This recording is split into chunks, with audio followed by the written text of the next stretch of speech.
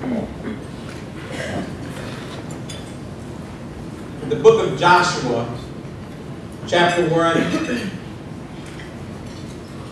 it says, after the death of Moses, the servant of the Lord, it came to pass that the Lord spoke to Joshua, the son of Nun, Moses' assistant, saying, Moses, my servant is dead.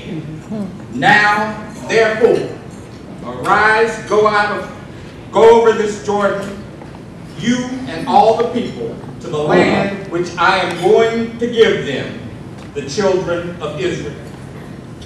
No man shall be able to stand before you all the days of your life, as I was with Moses, so I will be with you.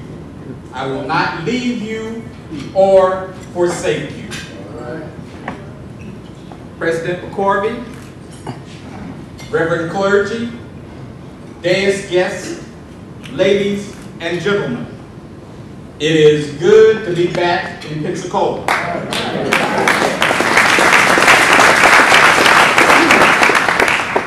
I want to particularly say thank you to Jalen because he gave a perfect introduction into what I want to talk about.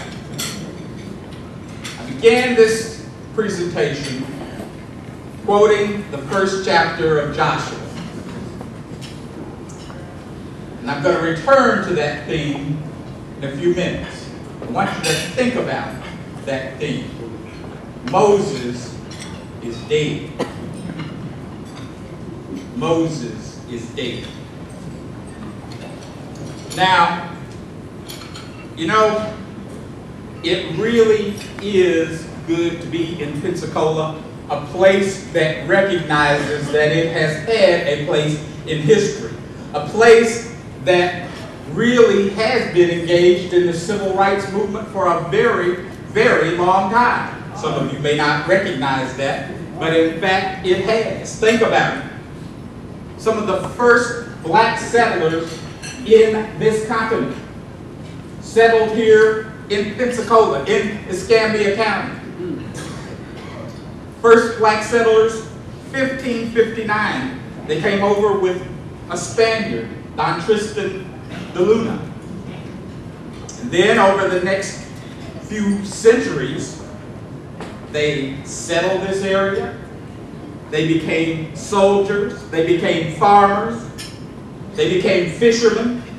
They became laborers in general. Blacks worked in the lumber industry in this community.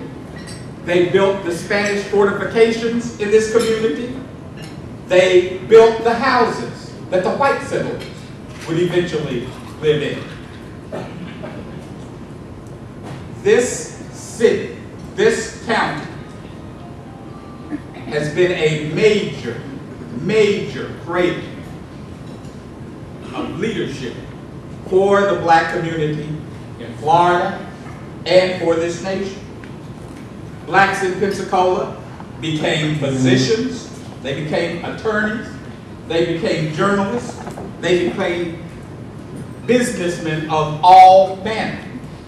So it's easy to see why historians say that by 1900, over 43% of the workforce in Pensacola was African American.